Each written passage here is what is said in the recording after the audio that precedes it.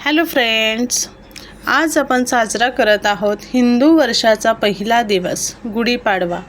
हा दिवस नवीन सुरुवात, आनंद आणि समृद्धीचं प्रतीक मानलं जातं।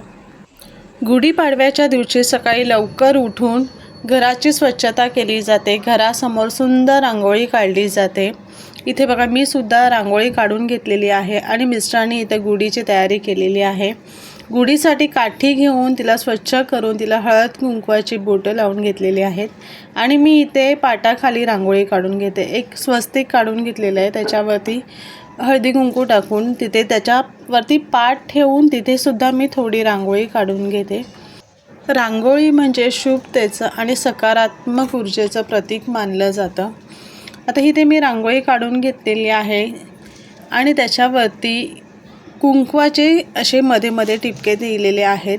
तुम्ही रंगसुद्धा भरू शकताय, पण मला वेळ कमी होतं, पटापट तयारी करायचं होतं, म्हणून मी असं साध्या सोप्या पद्धतीने इथे रांगोळी काढून घेतलेली आहे। इथे बघा, रांगोळी काढून पाट ठेवून तयार केलेला आहे।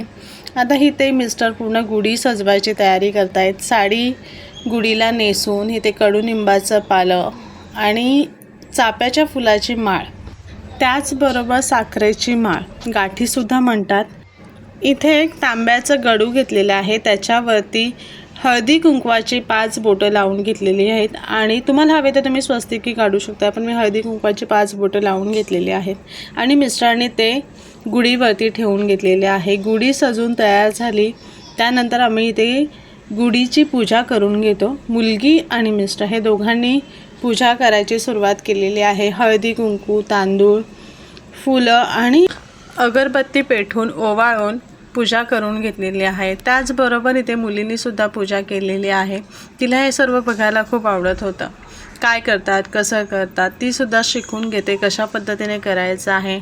मुलांना कसं सण म्हटलं की खूप आनंद होतं, त्याचबरोबर नवीन नवीन गोष्टी शिकायला मिळतात। ती बघू शकता तुम्ही किती आनंदाने आणि आवडीने बघत होती। तिने सुद्धा पूजा करायला घेतली। आधी तिला प्रश्न पडलेला, नंतर विचारत होती काय करू, कसं करू। तेव्हा तिला आम्ही सांगितलं की कसं पूजा करायची असते, हळदी कुंकू फुलं वाहून आपण पूजा करायची असते। त्यानंतर ती मुलांना जसं जसं आपण सर्व सणांमध्ये मिक्स करून घेऊ ना, तसं तसं ते आपल्या परंपरा किंवा रीतीभाती शिकत असतात। म्हणून मुलांना कधी पूजेच्या वेळेला पुढे घ्यायचं, म्हणजे त्यांना बघून बघून नवीन गोष्टी शिकता येतात। तिने सुद्धा पूजा करून घेतली आणि अक्षता वाहून गुढीला नमस्कार करून घेतला।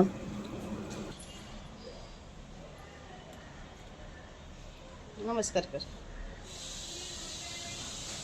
गुढीची सर्व पूजा झाल्यानंतर इथे नारळ फोडून घेतला आणि नारळाचं नैवेद्य दाखवून घेतलं।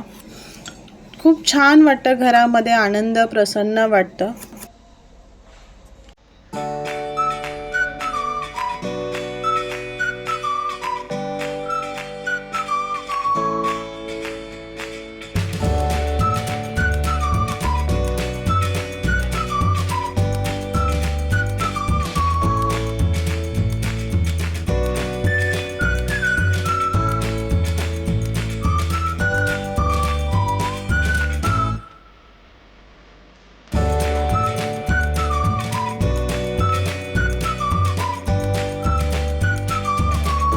गुढीपाडव्याच्या निमित्ताने इथे मी बटाट्याची पिवळी भाजी केलेली आहे।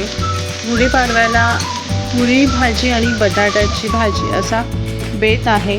मस्त असा टम्म फुलणाऱ्या पुऱ्या तळून घेतलेल्या आहेत। तर इथे मी ताटामध्ये नैवेद्य भरलेला आहे। मुलींनी नैवेद्य दाखवायची तयारी केलेली आहे। श्रीखंड, पुरी भाजी असा नैवेद्य गुढीला दाखवून घेते।